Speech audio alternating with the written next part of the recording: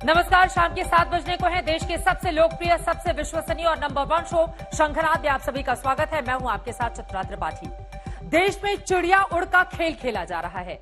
कोई अफवाहों की चिड़िया उड़ा रहा है, कोई सौहार्द बिगाड़ने वाली चिड़िया उड़ा रहा है, कोई आरोपों की चिड़िया उड़ा रहा है तो कोई पलटवार की चिड़िया उड़ा रहा है। लेकिन सबसे खतरनाक चिड़िया उड़ाई गई है गाजियाबाद में। यहां एक बुजुर्ग की पिटाई को धर्म के लिहाफ में लपेट दिया गया। वीडियो को वायरल किया गया और अफवाह की चिड़िया उड़ाते हुए दो समुदायों के बीच सौहार्द को मिटाने की कोशिश की गई। और यह सब हुआ ट्विटर वाली चिड़िया के चक्कर में। इसीलिए सरकार ने ट्विटर वाली चिड़िया के पर कतर दिए हैं। सरकार ने ट्विटर से कह दिया है, चिड़िया उड़। देखिए,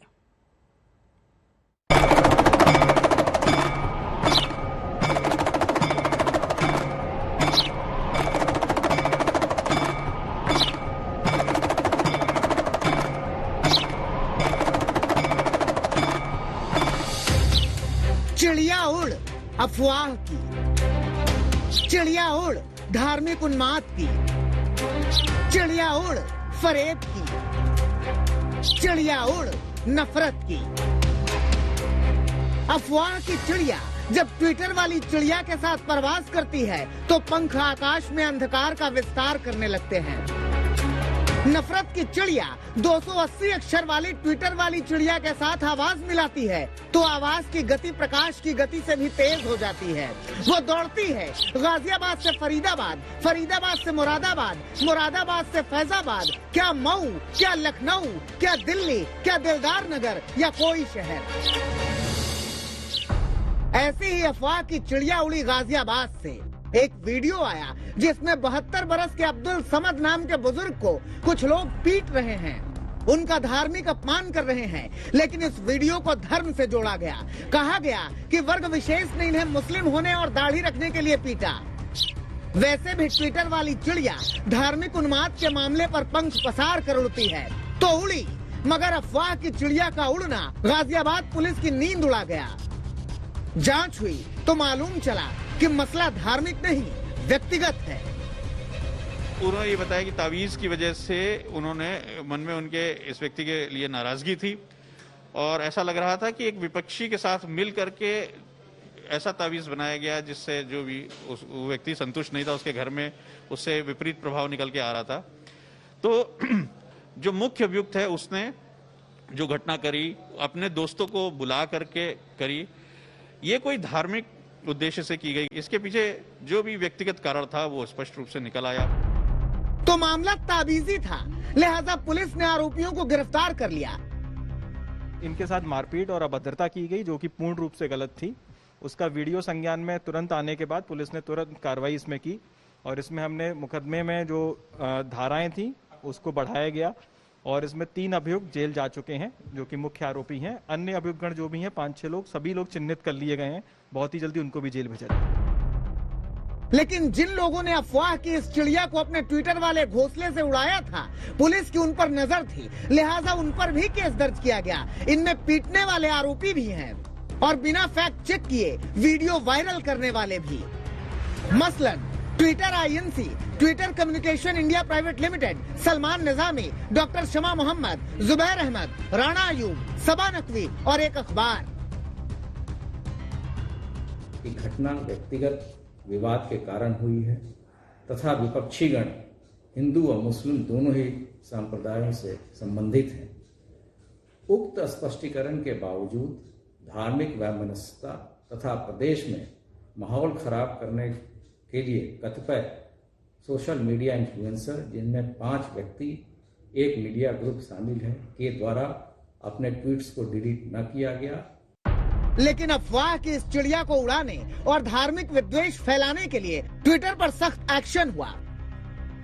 ट्विटर का कानूनी संरक्षण खत्म कर दिया गया। ट्विटर को आईटी एक्ट की धारा 79 के तहत कानूनी संरक्षण था। ट्विटर को मानहानि, कानूनी कार्रवाई या जुर्माने से छूट मिली हुई थी।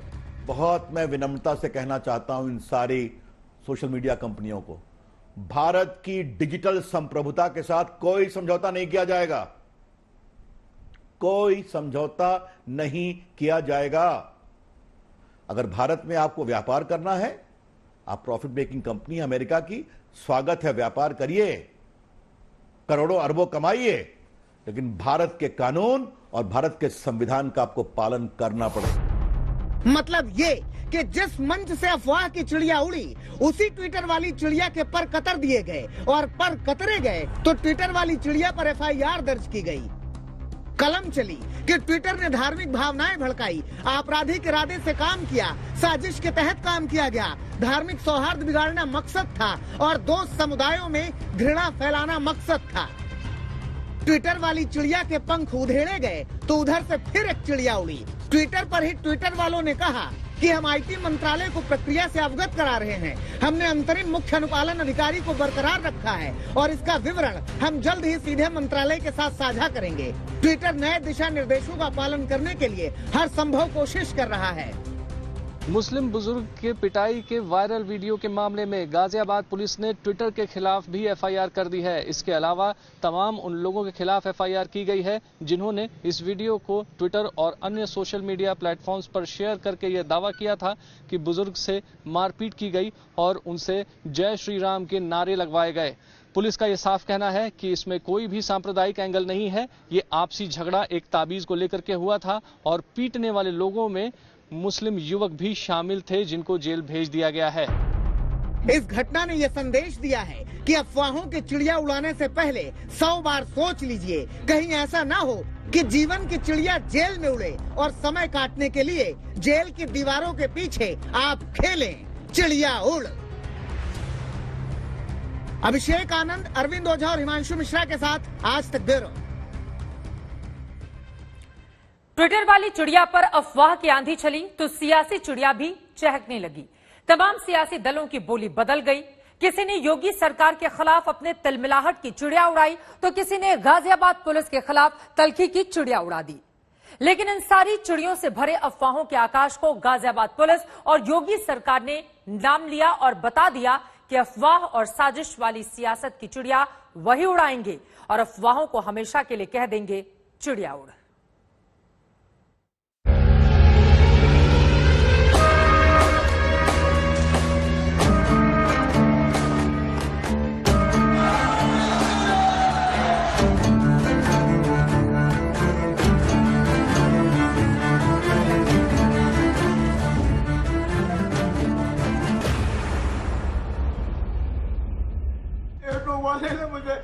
अफवाह की चिड़िया उड़ी, उड़ के चली सियासी गली। धर्म के रंग में रंगी हुई चिड़िया गाजियाबाद की गलियों को गर्दिश में डालने के लिए उड़ी थी। एक पंख दिल्ली की ओर, दूजा पंख लखनऊ की ओर, दोनों ओर एक ही शोर। संकट में है धर्म, संकट में है धर्म को मानने वाले। किसी ने कहा बुजुर्ग की दाढ़ी काटी गई, किसी ने कहा जय श्री राम के नारे लगवाए गए, किसी ने कहा अल्पसंख्यकों पर हमला है, किसी ने कहा बहुसंख्यक आतताई है, किसी ने कहा सरकार की शह है, किसी ने कहा पुलिस भी पस्त है। चिड़िया उड़ी, उड़ के चली। सबसे पहले राहुल गांधी ने अपनी ट्विटर वाली चिड़िया उड़ाई थी। मैं ये मानने को तैयार नहीं हूँ कि श्री राम के सच्चे भक्त ऐसा कर सकते हैं। ऐसी क्रूरता मानवता से कोसों दूर है। समाज और धर्म दोनों के लिए शर्मनाक है। राहुल गांधी के ट्वीट का जवाब तुरंत ही गाजियाबाद पुलिस ने दे दिया था, लेकिन राहुल के आरोपों वाली चिड़िया पर यूपी के CM ने पलटवार की चिड़िया उड़ाई। प्रभु श्री राम की पहली सीख है सत्य बोलना, जो आपने कभी जीवन में किया ही नहीं। शर्म आनी चाहिए कि पुलिस द्वारा सच्चाई बताने के बाद भी आप समाज में जहर फैलाने में लगे हुए हैं। लेकिन बयानों की इन चिड़ियों के साथ और भी कई चिड़ियां थी जो लगातार उड़ रही थी। असदुद्दीन ओवैसी ने भी यूपी की सरकार और गाजियाबाद पुलिस को कोसा तो बीजेपी ने अपने अंदाज में ओवैसी को जवाब दिया। वही लोग हैं जो भारत के मुसलमानों में नफरत को पैदा कर दिए हैं। आज क्या मुसलमानों की कोई डिग्निटी नहीं है? बुरी तरह पीटा जा रहा है, बुरी तरह मारा जा रहा है, वीडियो निकाला जा रहा है। जो लोग की इस तरह के अपराधी हैं उनके खिलाफ, उन पर कानून का फंदा पहुंच चुका है, उनके खिलाफ कार्रवाई हो चुकी है। न केवल अपराधियों के खिलाफ बल्कि उनके आकाओं को भी छोड़ा नहीं जाएगा, उनके खिलाफ भी कार्रवाई होगी। लेकिन इस साजिशी सुपारी सिंडिकेट को एक बात समझ लेना चाहिए कि देश के सद्भाव के ताने बाने को छिन्न भिन्न करने का षड्यंत्र साजिश, भारत में दुनिया को बदनाम करने की षड्यंत्र साजिश कभी भी उनकी सफल नहीं होगी। आडंबर के आकाश में छाया पाखंड खंड खंड हो चुका था, लेकिन सियासी चिड़िया अब भी चहक रही थी। यूपी के मंत्री सिद्धार्थनाथ सिंह ने कहा कि राहुल गांधी और ओवैसी जैसे लोग समाज में जहर फैला रहे हैं, इन पर केस दर्ज होना चाहिए, एनएसए लगना चाहिए। समाजवादी पार्टी ने भी गाजियाबाद के मसले पर अपनी पसंद की चिड़िया उड़ाई। उनकी चिड़िया योगी सरकार के खिलाफ चहचहा रही थी। मैं तो उत्तर प्रदेश की सरकार से कहूंगा कि सरकार की जिम्मेदारी होती है कि उत्तर प्रदेश के अंदर में कोई व्यक्ति चाहे किसी भी जाति धर्म का हो, उसकी सुरक्षा करना सरकार की जिम्मेदारी होती है और उसका लॉ एंड ऑर्डर मेंटेन करना भी सरकार की जिम्मेदारी होती है। सरकार अपनी जिम्मेदारी से नहीं भाग सकती, ये तय है। इसमें राहुल गांधी हो या समाजवादी पार्टी के, इन लोगों के अंदर होड़ है कि किस तरह से 2022 का जो चुनाव है यूपी का, उसकी चाबी सांप्रदायिकता के माध्यम से खोल दी जाए। वो सांप्रदायिक माहौल पैदा करना चाहते हैं। इन सारी चिड़ियों के चहकने के पीछे उत्तर प्रदेश में होने वाला चुनाव है, क्योंकि सबको मालूम है कि सुकून से अपनी गली में ताबीज बनाकर परिवार का पेट पालने वाला 72 साल का बुजुर्ग तब तक सियासत के काम का नहीं है जब तक उसकी पिटाई न हो जाए, पिटाई का वीडियो न बन जाए और वीडियो को अफवाह बनाकर फैला न दिया जाए। लेकिन ऐसे ही अफवाही चिड़िया को तो उड़ाना है, मिलकर कहना है चिड़िया उड़। अभिषेक आनंद, अरविंद ओझा और हिमांशु मिश्रा के साथ आज तक ब्यूरो। हमने कहा ना, अफवाहों की चिड़िया सबसे खतरनाक होती है। उसके पंख जरूरत से ज्यादा तेज काम करते हैं और जरूरत से ज्यादा तेज वो उड़कर गली में, मोहल्ले में, शहर में और शहर से शहरों में पहुंचती हुई चली जाती है। ऐसी ही अफवाहों की कई चिड़िया हमारे देश में उड़ती रहती हैं, मगर इन सब के बीच आरोपों वाली एक चिड़िया और उड़ी। कांग्रेस ने आरोप लगाया है कि कोवैक्सीन में बछड़े का सीरम मिला है और मोदी सरकार ने यह बात छिपाए रखी। वैक्सीन पर उठे इन सवालों को कौन कहेगा चिड़िया उड़।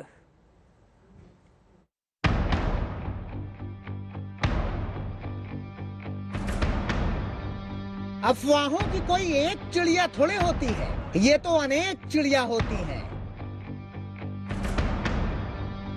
इन्हीं चिड़ियों को तो पिंजरे में या तो सदैव के लिए बंद कर देना होगा या हमेशा के लिए कहना होगा चिड़िया उड़। कोरोना के खिलाफ भी ऐसी चिड़िया उड़ रही हैं। वैक्सीन को लेकर भ्रम की चिड़िया, वैक्सीन पर अफवाहों की चिड़िया, कोरोना पर सियासी चिड़िया। वैसे तो ऐसी चिड़ियों से भारत का आकाश भरा है, लेकिन इनमें अब गोवंश भी शामिल हुआ है। मामला गाय और बछड़े तक पहुंच चुका है। सबसे पहले समझते हैं कि अफवाहों की ये चिड़िया उड़ी कैसे। दरअसल कांग्रेस के सोशल मीडिया कोऑर्डिनेटर गौरव पांधी ने ट्वीट किया।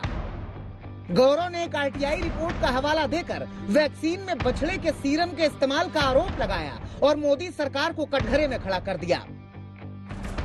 कांग्रेस के मुताबिक आरटीआई में मोदी सरकार ने माना है कि कोवैक्सीन में गाय के बछड़े के सीरम का इस्तेमाल किया जाता है।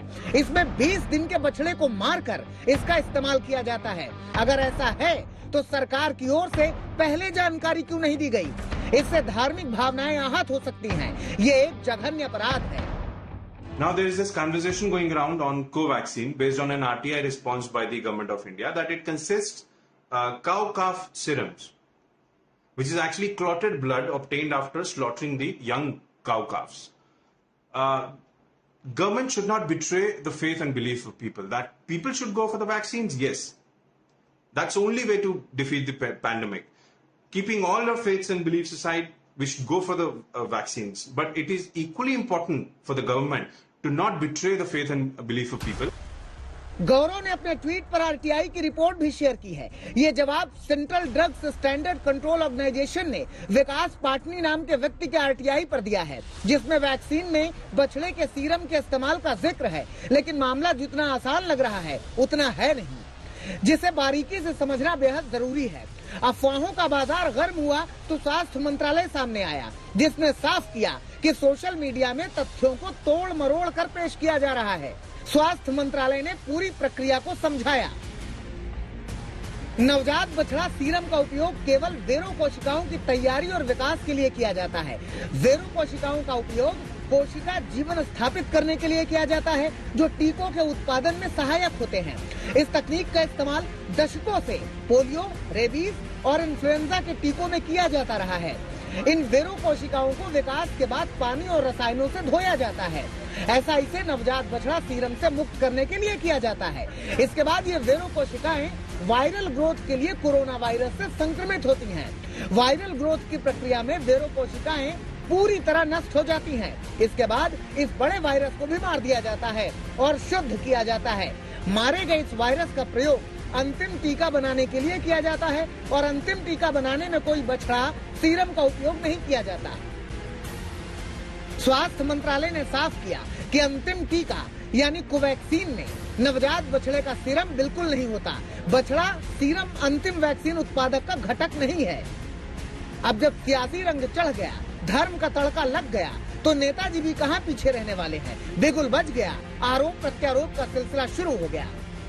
आरटीआई में जो तथ्य सामने आए हैं उसका उत्तर सरकार को और भारत बायोटेक को देना चाहिए, उसके बाद इस पर कोई चर्चा हो सकती है। ये सारे विषय बड़े स्पष्ट रूप से टेक्निकली हमारे देश के बड़े वैज्ञानिकों ने समझाया और समय समय से समझाया।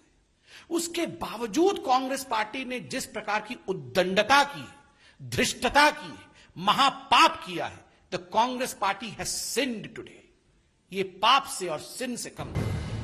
अब जब सियासत शुरू हुई तो जंग गांधी परिवार तक पहुंच गई। बीजेपी ने सवाल कर दिया कि आखिर गांधी परिवार बताए कि उसने वैक्सीन कब लगवाई। आदरणीय सोनिया जी, राहुल जी, प्रियंका जी, आप तीनों ही कांग्रेस हैं। You three are the congress. आप तीनों बताएं, आप तीनों ने कब अपना पहला डोज लिया और कब अपना सेकेंड डोज लिया है। क्या गांधी परिवार वैक्सीनेटेड है या गांधी परिवार वैक्सीनेटेड नहीं है? गांधी परिवार कोवैक्सीन पर विश्वास करती है या गांधी परिवार कोवैक्सीन पर विश्वास नहीं करती? कभी वैक्सीन की कमी पर सियासत, कभी वैक्सीन की बर्बादी पर सियासत और अब वैक्सीन में धर्म की सियासत। इस राजनीति के बीच कहीं न कहीं कमजोर होती है वो मुहिम जिसका मकसद कोरोना को मात देना है, जिसका मकसद गांव-गांव तक वैक्सीन को पहुंचाना है। अफवाहों की चिड़िया उड़ाइए, वैक्सीन लगवाइए, क्योंकि कोरोना का इलाज सिर्फ वैक्सीन है। सियासत का क्या है, इसकी तो कोई वैक्सीन बाजार में आई ही नहीं। आज तक ब्यूरो। अफवाहों की चिड़ियों के साथ सियासत की भी चिड़िया उड़ रही है और सबसे चर्चित चिड़िया तो इन दिनों एलजेपी में उड़ रही है। एक तरफ चाचा पशुपति पारस हैं जो पार्टी से भतीजे चिराग पासवान की चिड़िया हमेशा के लिए उड़ा देना चाहते हैं, तो वहीं दूसरी तरफ भतीजे चिराग पासवान हैं जो अपने हक की चिड़िया उड़ाने नहीं देना चाहते। दोनों तरफ से जोर आजमाइश है कि एक दूसरे की चिड़िया उड़ा दी जाए और कह दिया जाए चिड़िया उड़। कि मैं रामविलास पासवान का बेटा हूं, मैं एक शेर का बेटा हूं।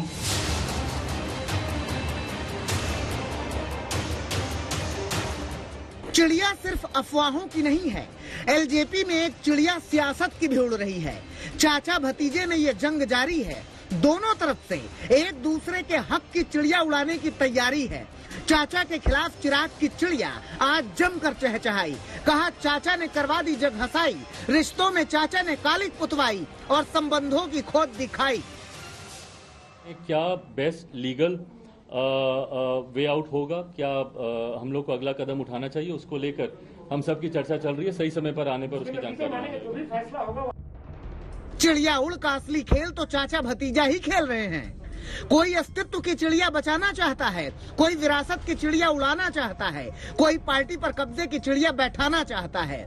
आज भतीजा बोला, खूब बोला, चिड़िया उड़।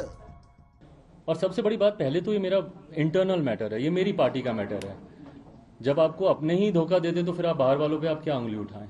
तो पहले मुझे इंटरनली इन चीज़ों को समझना ज़रूरी है, किसका हाथ है, बाहर से कौन कर रहा है, नहीं कर रहा है, ये बात की बात है। जिस तरीके से उनको लीडर उनको चुना गया, ये प्रक्रिया संवैधानिक तरीके से, और संवैधानिक तरीके से मैं राष्ट्र के संविधान की नहीं, मैं पार्टी के, लोक जनशक्ति पार्टी के संविधान की मैं बात कर रहा हूँ। संवैधानिक तरीके से ये प्रक्रिया गलत है।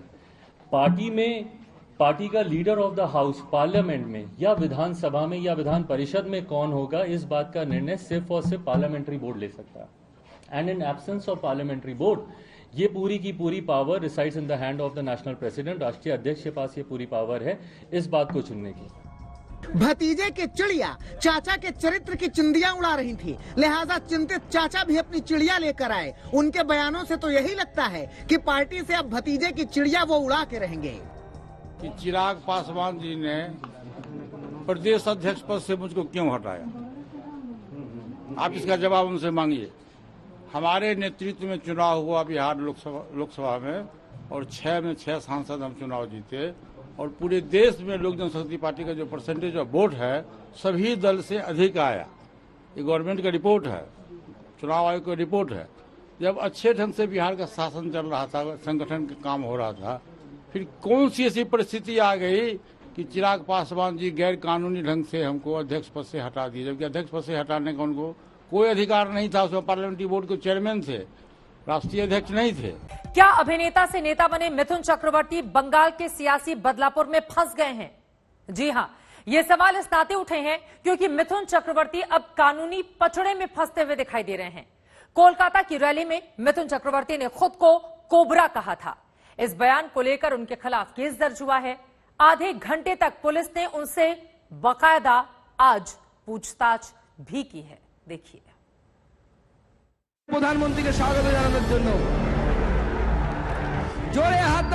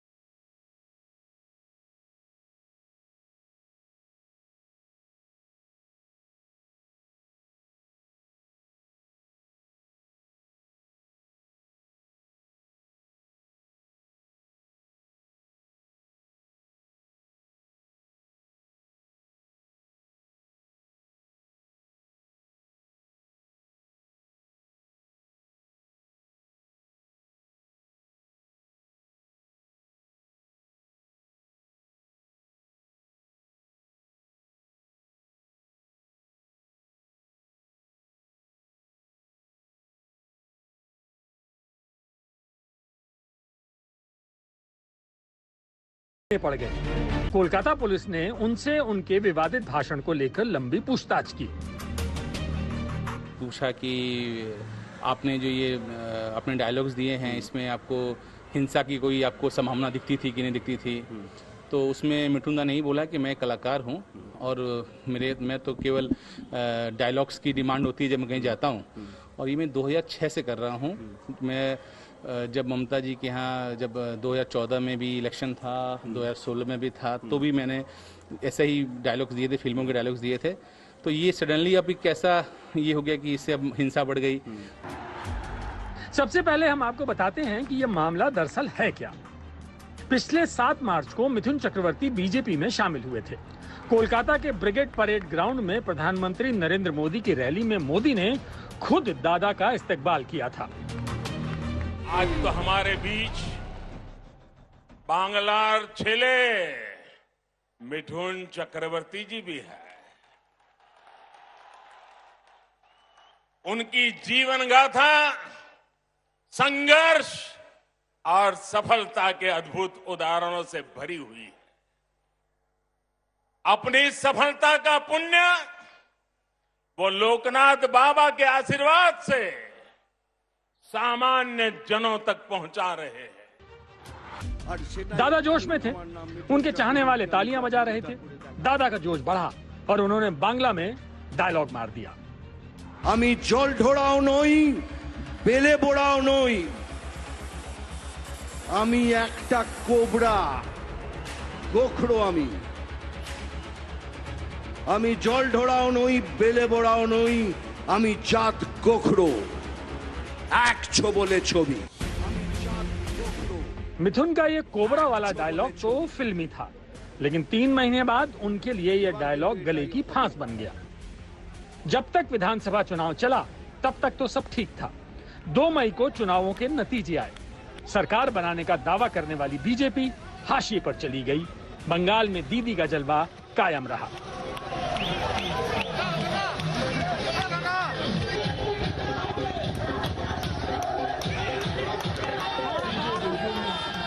विधानसभा चुनाव में जीत के 4 दिन बाद टीएमसी ने मिथुन चक्रवर्ती को कानूनी चक्कर में खींच लिया। 6 मई 2021 को कोलकाता के मानिकलता थाने में मिथुन चक्रवर्ती के खिलाफ एफआईआर दर्ज हो गई। टीएमसी के एक सदस्य ने ये एफआईआर दर्ज करवाई। टीएमसी सदस्य ने आरोप लगाया कि मिथुन के डायलॉग के बाद ही चुनाव में हिंसा हुई। मिथुन के डायलॉग ही हिंसा की वजह बने। एफआईआर में मिथुन को चुनावी हिंसा के लिए जिम्मेदार ठहराया गया। मिथुन के खिलाफ आईपीसी की धारा 153A, 504, 505 और 34 के तहत केस दर्ज कराया गया। ये मामला एक तृणमूल के एक नेता ने एक एफआईआर फाइल किया था अगेंस्ट मिथुन चक्रवर्ती, ये कहते हुए कि इनकी जो 2 विख्यात जो डायलॉग्स हैं पिक्चर की, मूवीज की, उसके कारण ही ये हिंसा जो बंगाल में जो हिंसा हुई है वो उसका एक सूत्रधार है। वो दो डायलॉग शायद वही है। एक डायलॉग है आपका कि मारबो ए खाने लास्ट पोड़ श्मशान है, एक ये है, और दूसरी जो डायलॉग है वो ये है कि कोबरा वाला। बस ये 2 डायलॉग है। इसको लेके उन्होंने एक छोटा, जबकि उसमें कोई केस मेड आउट नहीं हुआ है। ये प्योर एग्जाम्पल है कि कैसे मिसयूज कर सकते हैं आप कोई भी प्रशासन को। पुलिस ने बिना कोई इंक्वायरी के, बिना कुछ के उन्होंने एफआईआर लॉन्च कर दिया। चुनावी चक्कर से निकले तो कानूनी चक्कर में फंस गए दादा। उन्होंने सपने में भी नहीं सोचा था कि उनका ये सुपरहिट डायलॉग उन्हें कानूनी दांवपेच में फंसा देगा। मिथुन चक्रवर्ती ने एफआईआर के खिलाफ कलकत्ता हाईकोर्ट में याचिका दायर की। मिथुन ने याचिका में अपने खिलाफ हुई एफआईआर को खारिज करने की मांग की। मिथुन ने हाईकोर्ट में कहा कि इस तरह के फिल्मी डायलॉग सिर्फ मनोरंजन के लिए थे। इस मामले में वो बेकसूर हैं। उन्होंने दावा किया कि उन पर जो भी आरोप लगाए गए हैं वो पूरी तरह गलत हैं। हाईकोर्ट ने पुलिस को मिथुन से वर्चुअली पूछताछ के निर्देश दिए थे। कलकत्ता हाईकोर्ट में अब इस मामले की सुनवाई शुक्रवार को होने वाली है, जहां मिथुन चक्रवर्ती की तरफ से महेश जेठमलानी कोर्ट में पेश होकर मिथुन का पक्ष रखेंगे। ने हाईकोर्ट मूव किया था। हाईकोर्ट के दिन जो एडवोकेट जनरल थे उन्होंने टाइम मांगा था। हमारे भी जो सीनियर एडवोकेट थे मिस्टर जेठमलानी साहब, वो सुप्रीम कोर्ट में कोई मामला कर रहे थे, तो हमने भी थोड़ा आधा घंटे का समय मांगा था। जज ने कहा कि इसको हम अगले सप्ताह आने वाले शुक्रवार को फिक्स किया है, और तब तक हमें कहा कि आप कोऑपरेट करिए विद इन्वेस्टिगेशन एजेंसी। अगर जरूरत पड़े तो उनसे आप बात कर लीजिए, लेकिन वो वर्चुअल होगा। मिथुन चक्रवर्ती के खिलाफ दर्ज इस एफआईआर को अब बदले की सियासत से जोड़ा जा रहा है। कभी टीएमसी के वफादार रहे मिथुन चक्रवर्ती बीजेपी से गलबहियां करने लगे तो ये टीएमसी को रास नहीं आया। नतीजा सामने है। लोग कह रहे हैं कि डायलॉग तो बहाना है, मकसद मिथुन को फंसाना है। मिथुन चक्रवर्ती को शायद ही थोड़ा सा गुमान था कि कोलकाता में प्रधानमंत्री की ब्रिगेड परेड रैली में उनका बोला गया डायलॉग उनके गले की हड्डी बन जाएगा। हालांकि थोड़ा आभास तो हो गया था उन्होंने, क्योंकि उसके बाद की चुनावी जनसभाओं में उन्होंने इन डायलॉग का बहुत ज्यादा इस्तेमाल नहीं किया। और सबसे बड़ी बात है कि इन दोनों डायलॉग का उन्होंने इस्तेमाल जितना बीजेपी के लिए नहीं किया, उससे ज्यादा टीएमसी की जनसभाओं में किया। लेकिन मामला और मुकदमा उन पर अभी हुआ। कैमरामैन तापस बेरी के साथ अनुपम मिश्र, आज तक, कोलकाता।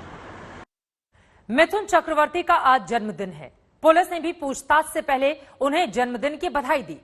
पुलिस ने मिथुन से पूछा कि क्या वो डायलॉग बोलते वक्त आपको नहीं लगा था कि इससे हिंसा भड़क सकती है। मिथुन दा ने जवाब दिया कि यही डायलॉग तो उन्होंने 2014 और 2016 के चुनाव प्रचार में ममता बनर्जी के पक्ष में रहते हुए बोला था। तब क्यों नहीं फैली हिंसा? जल ढोड़ाओ नई, बेले बोड़ाओ नई, आमी एकटा कोबरा, गोखड़ो आमी। इस डायलॉग से ही मिथुन चक्रवर्ती ने सक्रिय सियासत में एंट्री मारी थी। खुद को कोबरा बताया था, लेकिन उन्हें क्या पता था कि कोबरा वाला डायलॉग खुद नाग बनकर उन्हीं पर फुफकारने लगेगा। आज मिथुन चक्रवर्ती का जन्मदिन है। मिथुन दा आज 71 साल के हो गए। अपने इस जन्मदिन को शायद ही वो कभी याद रखना चाहेंगे, क्योंकि इस जन्मदिन पर उन्हें पुलिस के सवालों का सामना करना पड़ा। हालांकि पूछताछ से पहले पुलिस ने उन्हें जन्मदिन की बधाइयां दी। आईओ ने भी जन्मदिन की शुभकामनाएं दी थी। मिथुन से पूछा गया कि आपका जन्मदिन कब है, तो उन्होंने कहा कि आज है। तो आईओ ने भी जन्मदिन की शुभकामनाएं दी हैं। मिथुन चक्रवर्ती मुंबई में फिल्म की शूटिंग में बिजी हैं, लेकिन कोलकाता पुलिस के फरमान पर वो पूछताछ में शामिल हुए। पुलिस ने उनसे आधे घंटे तक पूछताछ की। पुलिस ने उनसे पूछा, आपने ये डायलॉग क्यों बोला? आपको नहीं लगता कि इनसे हिंसा हो सकती है? मिथुन चक्रवर्ती ने कहा कि ये डायलॉग उन्होंने 2014 और 2016 में भी बोला था। ये डायलॉग उन्होंने टीएमसी के लिए बोला था। तब क्यों कुछ नहीं हुआ, अब अचानक से क्या हो गया? मिथुन ने पुलिस को बताया कि कोबरा वाला डायलॉग उन्होंने सिर्फ ब्रिगेड परेड ग्राउंड में पीएम मोदी की रैली में बोला था। इसके बाद उन्होंने किसी रैली में ये डायलॉग नहीं बोला। मिथुन ने पुलिस से ये भी कहा कि उन्हें नहीं लगता कि इन डायलॉग से हिंसा भड़क सकती है। ये एकदम राजनीति से है और इसमें कोई तरह का कहीं से भी कोई केस में डाउट नहीं होता है। ये फिल्मी डायलॉग है, सेंसर्ड अप्रूव्ड होता है सारा film. During the election commission ने एक भी बार कोई नोटिस नहीं दिया मिठुंदा को। और मिठुंदा ने जब कंट्रोवर्सी हुई थी कि कोबरा बोल के, उन्होंने उसके बाद कोई भी डायलॉग नहीं बोला है। केवल एक बार, वो भी उन्होंने ब्रिगेड में कहा था, उसके उन्होंने केवल साइन और साइन से बोलते थे, कभी वर्ड नहीं यूज करते थे। और जो एक और जो डायलॉग है वो तो कभी बोला ही नहीं है। ये डायलॉग जो था मारबो खान है, ये तो 2016-2014 में टीएमसी के लिए बोला था। सुबह 10:05 पर मिथुन से कोलकाता पुलिस ने पूछताछ शुरू की थी। 10:35 के आसपास पूछताछ खत्म हो गई। अनुपम मिश्र, कोलकाता, आज तक। मिथुन चक्रवर्ती कभी वामपंथी दलों के साथी थे, फिर वो टीएमसी के साथ आए। टीएमसी ने उन्हें राज्यसभा भी भेजा, लेकिन मिथुन ने जब बीजेपी का भगवा चोला पहना तो टीएमसी आग बबूला हो गई। अब मिथुन के खिलाफ जो एक्शन हुआ है उससे तो टीएमसी का संदेश साफ है कि बंगाल में दीदीगिरी तो चलेगी ही, लेकिन हीरोगिरी नहीं चलेगी। मिथुन चक्रवर्ती एक तरफ फिल्मों में सक्रिय थे तो राजनीति उनसे कभी अछूती नहीं रही। बंगाल में 34 साल तक राज करने वाले वाम दलों से उनके अच्छे रिश्ते रहे, तो टीएमसी से भी उनका अच्छा खासा रिश्ता बना रहा। इस साल उनका रिश्ता बीजेपी से बन गया। कभी वो आरएसएस प्रमुख मोहन भागवत के साथ नजर आए तो कभी पीएम मोदी के साथ। इससे पहले मिथुन का नाता टीएमसी से जुड़ा हुआ था। टीएमसी ने उन्हें राज्यसभा भेजा। 2014 से 2016 तक मिथुन टीएमसी से राज्यसभा के सांसद बने रहे। 28 दिसंबर 2016 को मिथुन ने राज्यसभा से इस्तीफा दे दिया था। मिथुन ने सेहत का हवाला देकर राजनीति छोड़ी थी, लेकिन राजनीति से वैराग की शुरुआत तभी से हो गई थी जब शारदा चिटफंड घोटाले में उनका नाम। इसी के साथ शंकरनाथ में आज के लिए बस इतना ही। देश और दुनिया की बाकी खबरों के लिए आप देखते रहिए आज तक।